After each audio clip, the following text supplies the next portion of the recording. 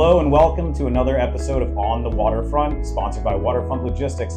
I'm Weston, LaBar, and here today we have a very special guest, the Executive Director of the nation's largest port, the Port of Los Angeles, and our landlord, Mr. Gene Seroka. How are you doing today? Oh, great to see you, Weston. Thank you for the invitation. We really appreciate you coming by. We get to see you in our living rooms and on our computers and anywhere else there's multimedia. You've been a great spokesperson for the industry. For folks that aren't aware of the Port of Los Angeles, which I doubt if they're listening to this podcast or watching it that they wouldn't, but tell them about the Port of Los Angeles. Well, we're a municipal agency in the city of Los Angeles. As the executive director, I report to Mayor Karen Bass and a 5-member harbor commission that's appointed by the mayor and signed off by the city council.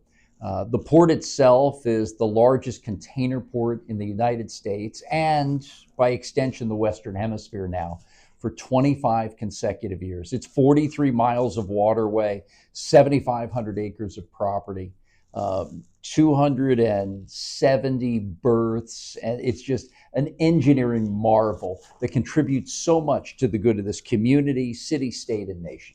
And one of the biggest economic generators for the entire nation, millions of jobs.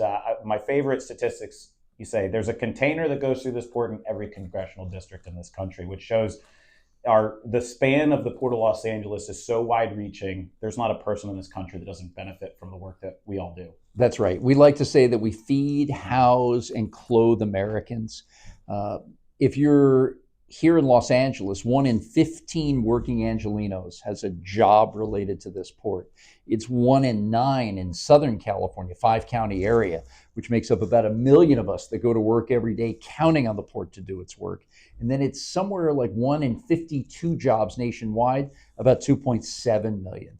But the stat, just as you said, Weston, that really gets people's attention is that the cargo that traverses the port reaches each and every one of our nation's 435 congressional districts. We can tell Sam Graves in suburban Kansas City how much cargo goes in and out of his district, what jobs it creates, what tax dollar revenue generates from all this trade, and how important it is. We could do that for every one of his colleagues in Washington. That's fantastic. I don't think most people realize that, even the folks that do watch and listen to this podcast. Tell us a little bit about the port this year. I mean, I think it's been a very unique year. We'll get into some of the nuance of it in a little bit, but talk about the port, because I feel like I used to say every time something happened, I'd be told, oh, don't worry, it's a once-in-a-lifetime situation. And then every year I had a once-in-a-lifetime situation. So for me, just expect the unexpected. But I think this has been a unique year in a lot of ways. If you look at the top line data, it's been a very fruitful year. But then if you actually get into the weeds, you see there's peaks and valleys. There's been a little bit of, I think, a war of attrition, highlighted by not so much servicing our ports here, but other California ports, some of the biggest names in the industry closing their doors. So maybe talk a little bit about the Port of Los Angeles, what we've seen this year, and if you could talk a little bit, not just the top line, but from an operator's perspective, because you have a little bit of everybody that's part of your ecosystem. Now, you're right, Weston, and if one of your viewers went to sleep in January and woke up to watch this podcast, you'd think, hey, Port of Los Angeles is up 5-6%. It's been a pretty decent year. But holy crow, what a roller coaster it's been from January until now. More than 100 announcements emanating from Washington on trade policy and tariffs from January until now. We saw when hard policy went into place that importers slammed the brakes on cargo, similar to what we witnessed in May. And then when those policies were eased and deadlines extended, cargo picked up amazingly quickly. And that's what we've seen all year long. Ebbs and flows in cargo that are not natural for our business. But what I've been so impressed with has been the resilience of the companies that provide the services on the ground here. There are more than 9,000 companies in Southern California that provide transportation services and other experiences for the ports of Los Angeles and Long Beach. 9,000. Incredible. And they've answered the bell every single day, every week, every month this year, even in the most turbulent of times from an information perspective. not knowing what's going to happen next, what announcement's going to come out, or how the shipping community is going to react to these announcements. We've also seen a workforce from the ILWU guys and ladies on the ground at the port to warehouses, truck drivers, to the forwarding and brokerage community that's been asked to take on so much with these tariffs and laying out cash ahead of time to try to pay for these goods that come in. Everybody's answered the bell. And that's been so, so impressive to those of us who have worked together like you and I for so long. It's been interesting too, because we moved more cargo in the second half of last year with the front loading than we did during the peak of the peak during COVID. We never had one ship backed up. We just came off a record month for the Port of Los Angeles, more than 1 million container units. Same thing. The fluidity through the port has been like we've never seen before. Let's talk a little bit about that because, one of the benefits of the pandemic is all of the problems that so many of us talked about, the bottlenecks, the choke points. We really saw them rear their ugly heads during COVID when really it was a perfect storm of all the bad things that can happen to create congestion. And to your point, this time around, we have had a pretty fluid operation at the port, beyond the port. And a lot of that's work that you've spearheaded at the Port of Los Angeles, everything from the Port Optimizer with information systems and how we can share. That was the first community portal system of its type, which has now led to national efforts to have more transparency, working with the operators on better ways of processing trucks and containers coming in and out, working with the frontline labor on adapting to peak demands and whatnot. I mean, really, the port has done a fantastic job of tackling and convening, I should say, and then tackling these different issues. Talk about what the pandemic taught the port and some of the great things that came out of what most would call a tough situation. Yeah, Weston, I think in real simple form, we learned a lot during COVID. And we started to lean on each other a lot more. And there are competitors out there that are folks that don't normally work together, and that others who have pretty good individual contributorships to the supply chain. But all of us at one point or another realized that we had to lean on each other to get the work done. And that, I think, is the biggest difference maker from 2020 to 2025 that I can adjust to. The other piece to this is we've also, with information, been able to see over hills and around corners a lot better. Again, this 1 million TEU month in the month of July didn't catch us off guard. Nobody was surprised, but we could see this cargo coming early. So let's gear up. Let's talk about it. Let's make sure that the workforce is prepared. They know what's coming, so scheduling can be done. And all of that just kind of meshed, which was great. But it was an overnight sensation, 5 years in the making from what we learned during COVID. Yeah, so talk a little bit about what we're going through now, obviously, with tariffs as it relates to many of the once-in-a-lifetime situations that we've dealt with. I joked with you a little bit earlier that, we figured out how to handle some of these other situations. I think it's the uncertainty that comes with this one because there's a human element to it. There's people that can make decisions and they can walk them back, they can accelerate them. So you meet with everybody, from the CEOs of the largest global companies to, mom and pop folks going to the local transportation club lunch to hear what Gene Seroka has to say and to ask maybe a question that they wouldn't normally get the chance to ask. Talk a little bit about how this has been experience-wise for you as an executive director for the port, because you've got a fantastic team. And I also know that you're probably providing a lot of information at the local, state, and federal level to policymakers to try to make sure that the unintended consequences are not unintendedly going to put more people out of business than they already have. Yeah, and this could be a podcast on its own because there's so many layers to this. At the Port of LA, we've got about 125,000 importing companies that use our facilities over the course of a year. And no one has more than a 5% market share. The biggest American importer is less than 5% of the Port of LA's business. So it means that most of our importing customers are small to middle-sized businesses, from your corner drugstore to the family business to the toy importer who's got about 6 weeks to make their entire profit goal so they could reach payroll for the next 12 months. This is pretty daunting. And what I've heard is that overall, when these tariffs were announced, the trade policies were officially put out into the public domain, that companies would hit the pause button. And not knowing what the end games would be on policy, they weren't sure about hiring, capital investment, or growth. That's exactly what's happened. The last 4 months of hiring data nationwide have been tepid at best. Mm-hmm. We've also seen folks starting to look at inflation because many tell us they are doing their level best to pass on these tariff costs to their customer or consumer. While some have had the ability to absorb those and find efficiencies in bigger companies, and even more have tried to talk with their manufacturing partners overseas to see if there's a shared mitigation strategy. None of these in their own right have really solved for these increased tariffs. We've got an automotive parts importer right down the street here from Wilmington, California, who has said on their last series of shipments through Los Angeles just a couple of weeks ago, the cumulative tariff stack on these auto parts was now 97%. These guys help support manufacturing with General Motors, Ford Motor Company, and Chrysler in Michigan. The difference is this, that they have to pay these tariffs to get the cargo in and keep supplying the big three automakers, because if they don't, the risk of shutting a line down at a car plant is between $2 and $4 million in cost per hour. And a small family company surely can't foot the bill for that. So they've got super tough decisions to make. Do I pay these exorbitant costs now and keep my big customers really moving these cars off the platforms? Or do I try to take another step that could just absolutely decimate my small company? And so these are some of the questions that are being asked and posed on a daily basis.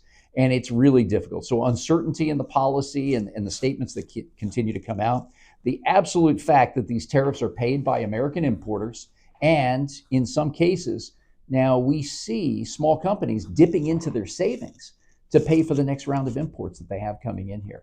So the story is not completely written yet, and I don't know that we're going to see just one day in time when all of this becomes clear, because we've been talking about it since back at the beginning of the year. In fact, some of us, you and me, Weston, were talking about it on the campaign trail last summertime. And that's a long gestation period for the American media consumer who turns on their podcast or looks at legacy news broadcasts and say, okay, they're talking about tariffs. I haven't seen it yet, so it's not done. Yeah, and there's a lot of misinformation out there as to how tariffs impact the household, right? But you brought something up that I think is super critical I want to dive into, which I've said for a long time. I know you've said this as well, but logistics is the modern day manufacturing.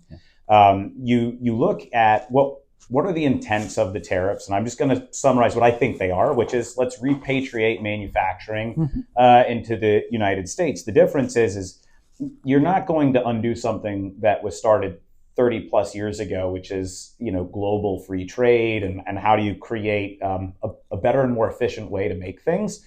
And we've adapted here in the US by creating higher paying design jobs, all the things that go into supporting a product, the marketing, the PR, people get paid a lot of money to TikTok stuff to consumers these days, but there's a whole supply chain of jobs created in the middle for the warehouse worker, the truck driver, the terminal operator, et cetera. And these companies, Ford Motor Company or Apple, they're not going to start building microprocessors and manufacturing mufflers or making tires. They're going to continue to source those. So, to me, the risk is we're eliminating jobs and opportunity that are here, that are growing in wages, that are becoming, I think, a more prestigious job to get into than it was probably 10 or 15 years ago. We're talking about AI, we're talking about all these different things, and we're replacing it with automated factories that are still going to source the same materials from all over. Can you talk a little bit about, because people think about the port and they think about supply chain, but they really don't realize you're the hub of manufacturing for our entire nation as well. Yeah, this is a super important topic. If we listen to our friend Jay Timmons, who runs the National Association of Manufacturers, we're short right now, nationwide, 414,000 manufacturing jobs. Why? An aging workforce, the inability to recruit because it's not a super attractive industry to many. We got to get out there with messaging that's a lot better, and ongoing training to keep up with the advances in technology, et cetera. So you're starting with that base. You got a deficit of over 400,000 jobs that cannot be filled today. how are you going to fill even more jobs with this belief that you can bring manufacturing back? And likely, if we agreed on a manufacturing process today, it would be 5 years before those doors opened. The facility would likely be automated with very few jobs in the highly technical end of the business. But that's okay. Let's start with that premise to begin with. Los Angeles County has the largest employee base of manufacturing jobs in the nation. Over 400,000 of us work in the manufacturing sector, but the companies they represent only export 1% of their products. So I've shared this with folks in the administration that if we want to start this as a beta test, let's try it right here. These manufacturing companies need better access to overseas markets or expand ones that they already have. They've got a great workforce associated. They can use that to attract new workers in the future from other sectors or younger folks that want to come in and be the next generation. And thirdly, they got a port right in their backyard with a lot of empty containers based on the balance of trade today, with great transportation companies, excellent logistics, forwarder, broker community. Let's start with that premise and see if we can get more American products into those overseas markets through these trade framework deals.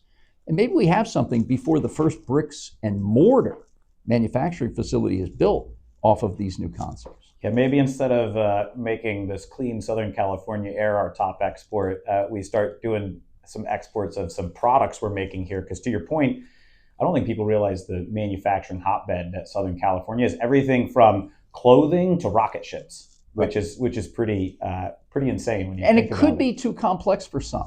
Some need a sales lead in a country in Asia Pacific. Others need to understand what the proper necessary paperwork and administrative process is going to be. Others need to go out and scout business and try to find out, hey, okay, I just saw that a framework deal was signed with South Korea. Is there an opportunity now for my product to be shipped there? And let's see if we can make some connections with new customers. But all of it has the built-in knowledge and infrastructure right now, including the best place right down the freeway to get your cargo on ships and to those markets. Yeah, you bring up something that's interesting, because I always talk about the lack of parallels from the last Trump administration and the tariffs that kicked in the beginning of 2019 versus the ones we had this time. Obviously, those were very focused on China, very focused on specific commodities, predictable. And this time, it's a little bit all over, shoot from the hip. You don't know the commodity, you don't know the country. One of the impacts, for the first time ever, you saw, 3 to 5 days of no vessels leaving China for U.S. ports. What I don't think people realize is there's a lot of China plus one strategies that came into play in 2018 to say, okay, we've got to reduce our reliance.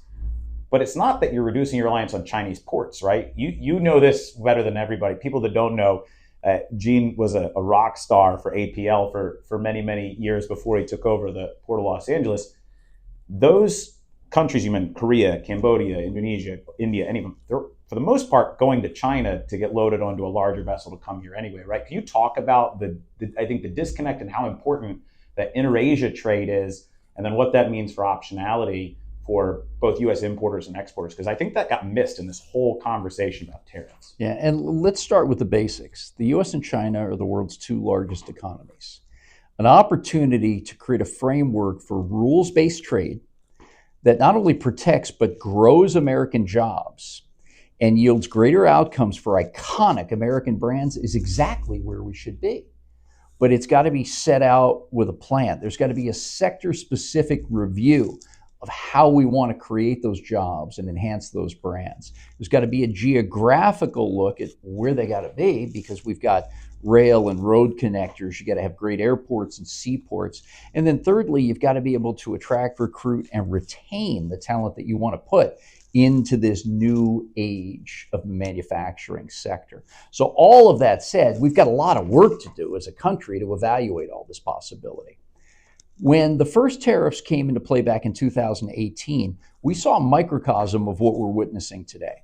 Announcements on tariffs, although they were focused to Section 232 and 301 of the 1970s era Trade Act, we saw big run-ups on imports before tariff milestone implementation dates, and then huge drop-offs thereafter.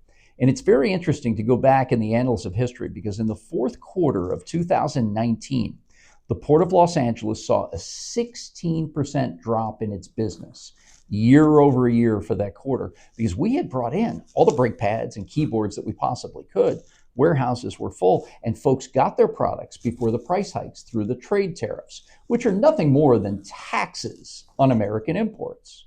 Then COVID hit us, and we saw product drop coming in here precipitously until everything turned around with online buying and curbside pickup, as you've recounted. So it looks like we got just a bit of a sneak preview, and we had some anticipation that it would be a roller coaster, and it's just not over yet. The dependency, though, I think is very important to understand, too. The shirt I'm wearing has a placard that's put over the arms and body of the shirt with buttons in it and buttonholes. Those are traditionally made in China and shipped down to another country, say Indonesia or Vietnam, to sew together and make an entire shirt. That shirt gets packaged and shipped off to one of our famous online or brick and mortar retailers. So there is dependency in supply chains where we move cargo from Texas to Los Angeles, compete a finished product and ship it out. It moves from country to country in Asia. The intra-Asia trade is still the largest by volume in the world, and mostly powered by its short sea volume between Japan, Korea, and China, and then from China down to Southeast Asia. So when we start talking about tariffs on trying to evade tariff schemes that are in place by shipping through third-party countries, it's a natural progression of a product. But now we're having a whole new discussion about what that really means and how to avoid detrimental consequences for the importers. You bring up an interesting point too, which is we saw the effects in the beginning, the immediate impacts of the 2018 tariffs.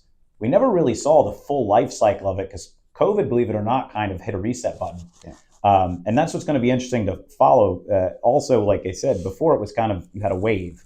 Now you have kind of an EKG. So it'll be interesting to see what happens, and not just in the short term, but the long term, and which countries ultimately negotiate trade deals. Because, I would have never thought Canada and Mexico would be at the epicenter of tariffs, given that we've built such codependent relationships on manufacturing with them. But nonetheless, I guess we're really worried about the Canadian maple syrup market overtaking the Vermont maple syrup market. But the problem that we have with that becomes a little more focused here at home for your viewers. As we try to rebuild in Malibu, Pacific Palisades, and Altadena from the devastating wildfires in January, we need softwood lumber from Canada.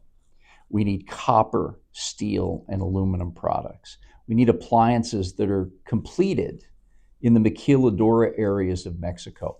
All those prices have shot up immensely. And then we look at the tariff on steel in particular, and a tariff in one particular area leads to price hikes in other sectors. So if we put tariffs on imported steel from China, Mexico, or Italy, the domestic producer of that steel can raise their prices right away. Maybe not to the full extent of that 50% tariff, but those prices go up too. The company can earn more money, yes, but then the buyer of that steel in bulk or in a finished product also winds up paying for that ticket. So it's really interesting to see how this is all going to play out.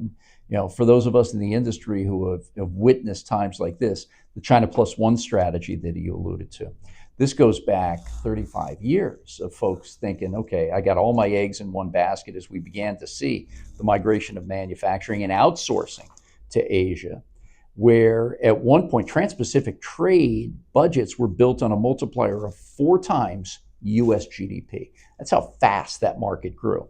And for every 4 containers still today that come through the Port of Los Angeles, every 4 containers create a job.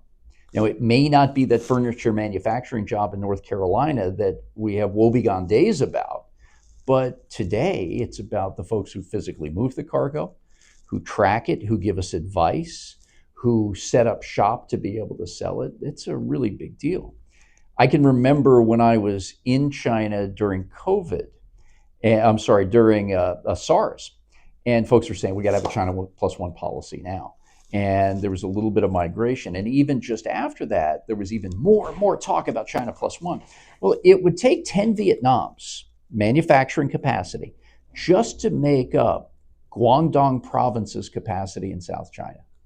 That's what you're talking about, right? Scale, relative volume, relative workforce, et cetera.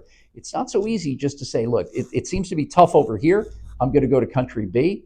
There's a lot to it. And believe me, country B knows what price the landed cost of that good is coming out of China, even with the super high tariffs, average now 55%. They're not going to leave money on the table either. Yeah, and it's interesting because a decade ago, the issue was, do I have enough trained workforce to be able to do this? And now the issue is, everybody's come and taken the available workforce and the available buildings. Where do I have left to go? It's kind of like the electron trying to find its way in the full battery. And one of the things you said reminds me of the situation we have here.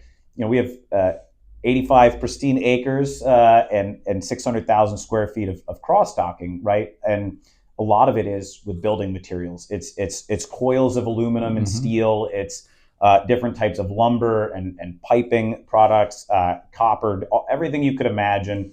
We handle here in one way, shape, or form. We diversified into that given our location and where we saw all the uncertainty. One of those commodities, which had a recent tariff, we brought in a private vessel, which ended up being 40,000 metric tons of that product, 1,100 truck trips out of the port of Los Angeles to our facility, only to find out 3 days before the tariff kicked in and they thought they'd get a 50% increase because there's a commodities trading aspect.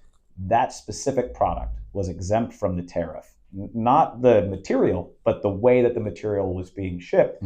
It was exempt. So overnight, they'd spent a lot of money front loading on spec, and they essentially got none of the upside of it. We had a follow-up project of the same exact commodity, which we proceeded to empty out of import containers, delay transload, and then we'll end up loading them into export containers and sending them to another country once they figure out where they're going. So again, some of the unintended consequence, I'll take the business, right? But we talk about the environment, we talk about wasted moves, congestion, et cetera.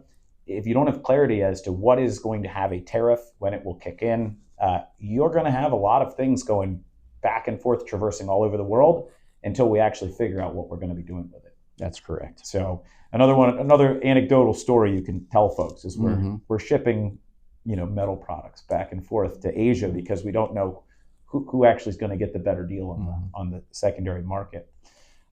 So let's shift gear a little bit. Let's talk a little bit about where things are going to go, right? And I joke, there's no crystal ball for this. I think a lot of times you can say, I think this is going to happen. Some would argue that we're in a freight recession today. I think many truckers look at just rates, and they're about 10-year-old rates from our perspective, and that doesn't account the adjustment for inflation. When you look at volume, it doesn't, again, the top line doesn't have a corresponding, usually volume goes up, rates go up, volume goes down, rates go down. Talk a little bit about, what you're seeing. I'm so impressed by the data you guys have and the way that you've been able to use it to really arm the local ecosystem, whether it's frontline workers or equipment getting ready. What are you guys seeing? Yeah, I think it's tough, but with the information we have today, as you and I sit here, Weston, we'll probably see a fair drop-off in cargo the last 5 months of the year for a couple of reasons. Number one, as everybody's been talking about, you've seen a lot of cargo come in this year since the tariff announcements back in April. It fits and starts, of course, but when they had that window of opportunity, importers brought in more inventory. But the story really began last summertime when that front loading picked up. We did about 900,000 container units a month for 10 straight months. That's a peak season month for nearly a year of folks trying to build inventory. Now, the people that did that had the wherewithal to be able to do it. The small to middle-sized importer may not have had the infrastructure, the space, the capability. The lady running the company is probably the CFO, is probably the top salesperson, the procurement individual, as well as trying to lead through this information flow that's been daunting to so many of us. So you saw that on one hand. If all of that really penciled out, you'll probably see a 10% drop off in the second half of the year overall. But what we saw was shifting deadlines, right? There was a deadline of implementation on tariffs right away and 100 countries or whatever the case may be. Then suddenly 8 days later, there was a shift in that. And then a June deadline became July, became August, and now we've got another 90-day period for China negotiations. So it's going to be kind of tough to see. There are some in the marketplace right now on the importing side that have said, look, until I get any clarity on a firm deal, I'm just going to keep going because my risk is the upside price. Mm-hmm. So that kind of takes away from some of the norms. At a 55% tariff, many of us would say, that's not a really good deal right now. The flip side that's concerning, in addition to the small to middle-sized importer, is the American exporter. Because we've got retaliatory tariffs, and we've got a weaker dollar, which normally says folks buy more, but it's been predicated on velocity, not just necessarily the supply and demand. And some of the biggest consuming countries in Asia, Europe, have decided to sign deals with other countries. Soybeans are now coming out of Brazil, going to China. Almonds are coming out of Australia, going to India and China. So these are breadbasket commodities, not only here in California's Central Valley, but in the Red River Valley of North Dakota, the Midwest of the United States. And these aren't transactional items either. So a contract is signed for soybeans. It could be 3, 6, 12 months. We may not get back in the game to bid on these products for another 12 months. And if China Inc. has said, I've already got my deals and my trading partners lined up, we're not getting back in anytime soon. Those two things are very concerning to me right now.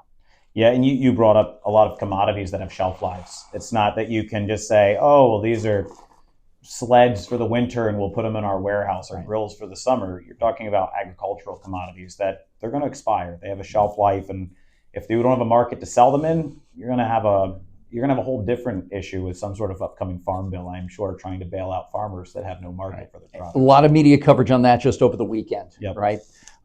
So from these framework deals, of which not a lot has been released, it's exactly what we need to know as the Port of Los Angeles. What are we targeting right now, right? Framework deal with Japan.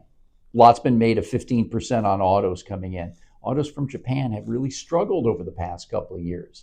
I don't know that this is going to help move the needle either, but I need to know how much are they expecting on the export side from agricultural manufacturing, from technology, from more sophisticated products that we're sending over. And we're not even talking about intellectual property at this point, right? There was a discussion about tariffs on movies and video content. I don't know how that's going to work. And that has a derivation of what we do at the port too, because we're issuing film permits for the folks in Hollywood and the production studios, because our number one job is to keep that work here, whether it's the IATSE folks that work on all the electrification, the IBEW folks, the food trucks, and the other behind the scenes people that work so hard to put together stages and put these studio touches on the Port of Los Angeles. So you've got a lot there that we just don't know. And we need to understand what those deals look like so we can be prepared. You need engine power, rail cars, and crews to get cargo across country. You need to make sure warehouses and logisticians are prepared for what that change in supply chain flow is going to look like. So maybe last question on this topic. Let's fast forward 5 years from now. What would be the best case scenario and worst case scenario in your perspective? Because you're in the middle of all this. Yeah, that's a really loaded question. I realize that. With so much riding on the economy, the ports nationwide contribute to America's GDP at a clip of 21%. That's big. Right. So again, knowing the ground rules so we can adapt is question number one. If we don't know the ground rules, we're not going to be able to. And the containers moving in and out of here, if we start seeing more exports, it's okay. The dock workers get the jobs. The trucking firms are getting the work. We've got naval architects and marine architects at the Port of Los Angeles that are designing facilities to accommodate the biggest ships in the world. All that's good. You just have to know. Because if things start going sideways because people don't know, you talked about betting on commodity prices, right? Or hedging on those prices. If I start betting on the flow of cargo and I'm wrong, it could be disastrous reputationally, economically, jobs-wise. All of that's very important. So 5 years from now, we'll probably look back and see that the manufacturing boom that was predicated on all these trade deals will be something that will be talked about in the history books for a long time. We'll also see 5 years from now that we've got a lot of work to do on the relational aspect with our trading partners. I've been traveling a lot again this year to Asia and to Europe, and most of the time is being spent working with folks to keep the belief in Los Angeles and with our ports in California broadly, including our neighbor in Long Beach, that we want to do business with you. Now, there's a point where the prices are so high because of tariffs that becomes super complicated. But I thought it was necessary early on, and I found out it was not only necessary, it was an imperative to make sure folks understood that we wanted to work together, whether it was with the EU, with China, with Southeast Asian nations, Middle East, et cetera, because that's not the vibe they have right now. Yeah. Right? And this is going to be really important for all of us that count on this international trade and products that we move from here to there and back, that those relationships remain intact. Yeah, and switching gears slightly, maybe last question or line of questions before I give you kind of a little open mic to close us out.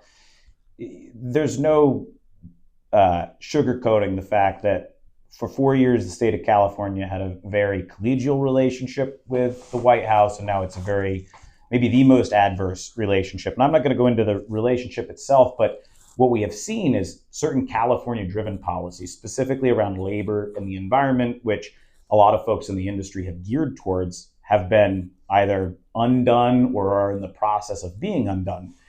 And I think what is troublesome is you look at some of the folks that have gone out of business. It's because they hired compliant drivers with new trucks to meet California regulations, only to have it change. Can you just talk about the difference when you're trying to work with your network of companies, those 9,000 companies, on enacting policies to help the greater good, environmental policies, only to have folks who have navigated it then sort of have the rug pulled out? How does that relationship change as the port continues to be stakeholder driven in the way that you deal with these things? Because there's no, I don't want to get into the politics of it all, but it puts the port in a unique situation because you almost have to go back to the drawing board on some of these things you've worked on for decades. It's like shooting pool with a rope. It's unbelievable. All right. So a couple things that we got to keep in mind. Last year, the twin ports of Long Beach and Los Angeles had their second best cargo volume year in history. I think one of us was 116, the other was 115 years old. So long track record. Second best year in history. The pollution at the port was the lowest it's been in recorded history since we began measuring over 20 years ago. We have found a formula that really works here between the private sector, the policymakers, the ports, the elected officials, to drive these ways of doing business that help promote commerce and the economy, that drive jobs and jobs creation, but can make this place that we live and work much more clean and much more enticing to those who want to come here. When we start going to one extreme or the other, that's when we lose the plot. So we've got to keep a steady hand on the tiller. And I know that things are going to look different, right? We've got a 2030 goal of zero emission cargo handling equipment, a 2035 goal of zero emission heavy duty trucks. We're nowhere near where we need to be, right? Now, the interesting thing about the cargo handling equipment is it creates 1% of the state's greenhouse gases. California creates 1% of the world's greenhouse gases. Yet we're talking about hundreds of millions of dollars being plowed in to this one segment to try to make it greener. Yep. I would argue, and I have been, that we need to plow that kind of investment into areas that would have a bigger impact, right? So, for example, the three largest contributors to pollution today are the ships, the trucks, and the trains. Let's find a new way to do this. Today, the new ships are being built with two gas tanks. We've already seen through the Maersk Aletta that we can sail a ship from central China 16 days to Los Angeles on e-methanol. Virtually the first ever zero emission trans-Pacific container ship. Let's build on that. I want to create fueling stations here for the newer synthetic and renewable fuels. It's going to take a change in permitting, it's going to take a change in state law, and it's going to take a change in mindset. But if we have an opportunity to go after the largest polluter segment, even though there have been great strides so far with low sulfur fuels, the economic control, the environmental control area 200 miles off the coast of California, and so much that's been done, cold ironing, the alternative marine power. Now it's time for the next step. And this is a huge one. But what the shipping lines tell me is, hey, we want to get in the game. It's really expensive right now, and there are only so many locations I can find this fuel. If LA were to be in the game on this, it would change our approach dramatically. So let's go there.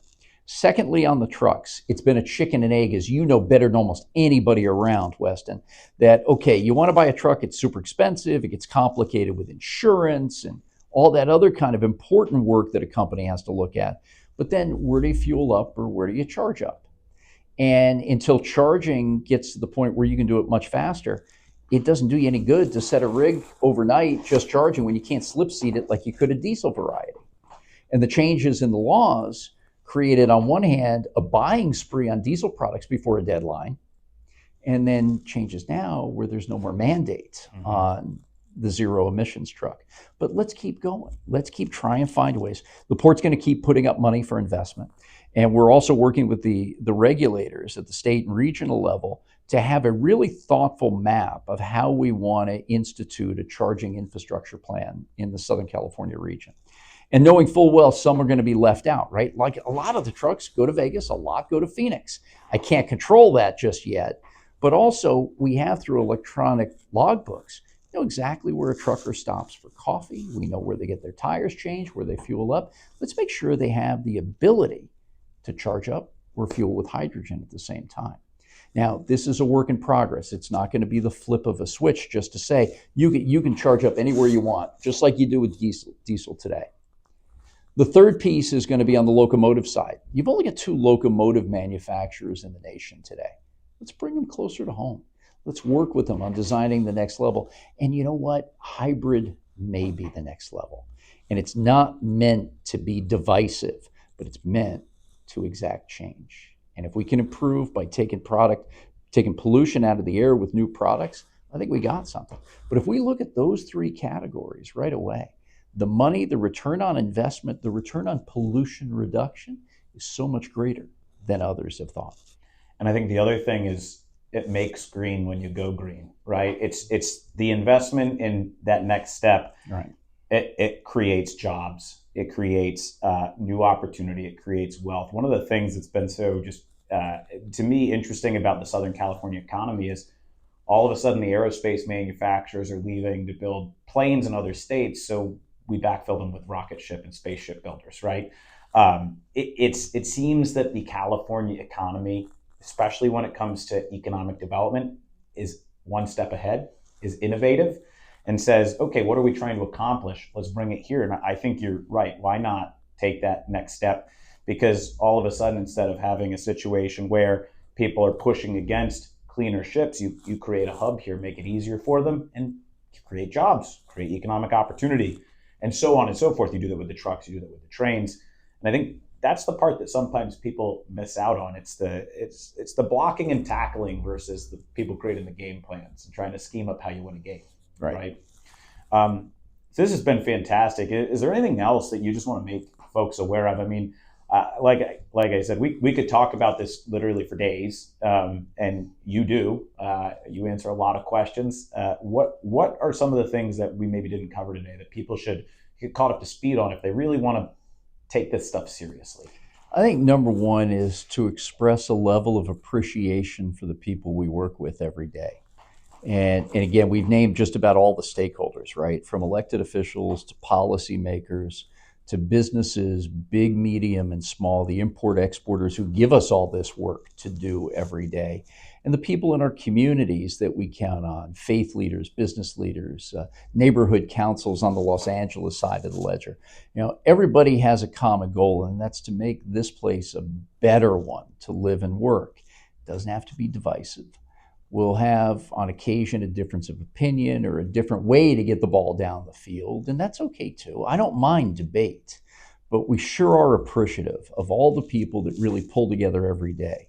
You're a serious guy about business, but in the years we've known each other, you've also been serious about how we reduce pollution from the work that we do. And I don't think you come across as hanging out way on one side or way on the other. You're a guy that's really come across to me as one who's thoughtful. And we got a lot of folks like us around this business. So appreciation is number one. I think number two, we're going to keep pushing the limits, but with that, we kind of have to find a sweet spot and work together. State policy on infrastructure has shown to be very helpful. Governor Newsom was arguably the most influential in helping the ports during the difficult time of COVID. And whether it was Dee Dee Myers, Eleni Kounalakis, Tokes Omishakin, so many others that really rallied to the cause. Hey, you got a problem? Let's try to work on it together, fix it. There was legislation, there were budget line items. The new training campus that we're building with the Port of Long Beach, Los Angeles, and the California Workforce Training and Development Organization is going to yield that look for this community for decades to come, even generations to come. Right? So I think by rallying together, and we always want to hear, I don't know what I don't know. And if somebody has an idea, if they want to do it in a really professional way and open my eyes to these opportunities, I'm always willing to do that. After 11 years on the job, I can still tell you, I'm learning every single day. And it's because of that interaction with people that we do business with or people that we live with and work with in the same communities. And I think the last piece is, we all need to just keep a steady hand on the tiller, right?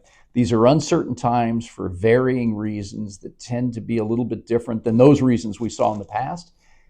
This port complex is the best in the world. The institutional knowledge here is greater. I've worked on the ground in 50 countries. I lived overseas for 11 years. There's no place like this Southern California port complex and the people that all come together, lean on each other, keep working together, and we'll make our way through. It's because of what we've done at the Port of LA for the last decade.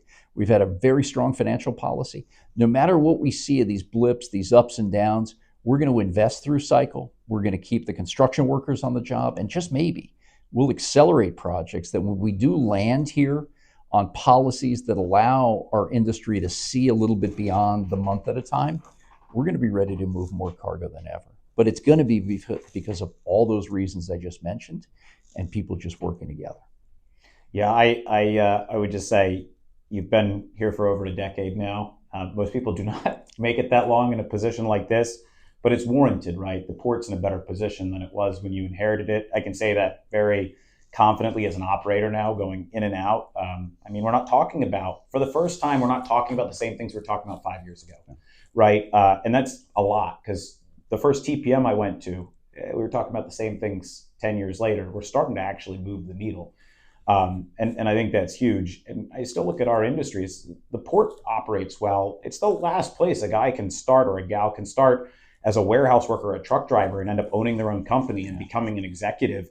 You don't see that in most. It's not like usually somebody starts out as the bank teller and becomes the CEO of JP Morgan Chase. Those days are gone in most industries. But here, you can still do that. And I think that's the special sauce we don't want to lose, is that this is still a place where if you work hard and you can think innovatively, you're going to go places. And that's something that you can't replace. That's the American dream. So instead of trying to replace what we do in our industry, we should really look at how can we replicate it in other industries. But Gene, it's been fantastic having you here today. It's always good to have our landlord and say that we're keeping the place in good condition. So appreciate that. But thank you for sitting down for this episode of On the Waterfront. It's been a really, truly eye-opening experience, I'm sure, for all of our listeners. And it's always good just to see you and hang out. Same here. And I'm so proud of what Waterfront is doing here for the supply chain community. The place looks great.